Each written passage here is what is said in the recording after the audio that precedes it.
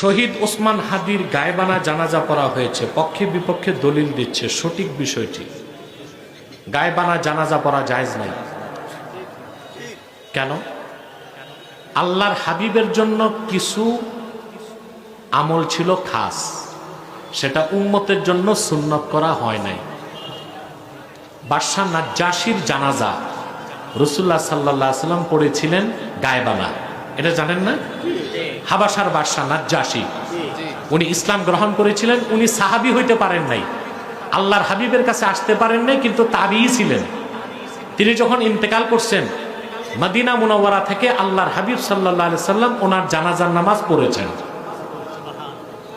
কিন্তু হাদিসে আসছে, যখন রাসূলুল্লাহ সাল্লাল্লাহু আলাইহি সাল্লাম তার জানাজার নামাজ পড়িয়েছেন, ফেরেশতারা নাজ্জাশীর লাশটাকে উপরে উঠায় ধরছিল।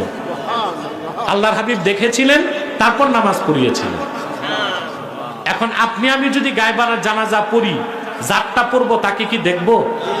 এজন্য আমাদের জন্য এটা জায়েজ না, এটা মাকরুহ হানাফি মাযহাব মতে। এই কাজটা আমরা করব না, আমরা দোয়া করব তার জন্য।